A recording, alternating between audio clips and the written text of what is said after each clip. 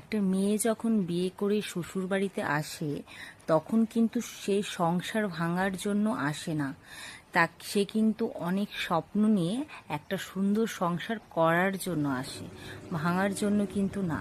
কিন্তু কিছু কিছু মানুষের এটাই ধারণা যে ছেলেকে বিয়ে দেওয়ার পর সংসারটা নাকি ভেঙে যায়। আসলে ব্যাপারটা সেই রকম না। সেই মেয়েটাই যখন আবার আলাদা করে তার হাজবেন্ডের সাথে সন্তানকে নিয়ে সংসার করে তখন কিন্তু সে গুছিয়েই করতে পারে। তার হাজবেন্ডকে খাইয়ে অফিসেও পাঠাতে পারে, আবার ছেলের স্কুলও ছেলেকে পাঠাতে পারে।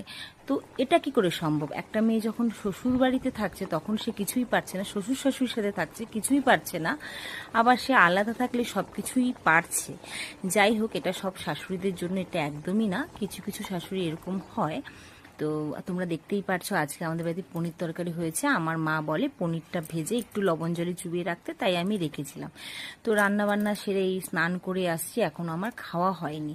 তো না, বৃষ্টি পড়ছিল বলে তো আমি ঘরে না, অনেক দিনের শখ ছিল যে ঘরে এইভাবে একটু মানি প্ল্যান্টটা আমি রাখবো, তো সেটা রেখেছিলাম। আমার বরই করে দিয়ে গেছে, কিন্তু না কি বলো তো, কিছুদিন পরে দেখলাম গাছগুলো না নেতিয়ে যাচ্ছে। তো একটা দাদা আমাকে বলল যে একটু রোদে দাও, তাহলে ঠিক হয়ে যাবে। তো রোদে দিয়েছি, তো দুদিন থেকেই দিচ্ছি, এখন অনেকটা ঠিক হয়েছে। দেখতে পাচ্ছ যে একটা পাতা হয়তো পচেও গেছে, যাই হোক এটা পরে কেটে ফেলে দেবো। এখন আগের থেকে অনেকটা ঠিক হয়েছে।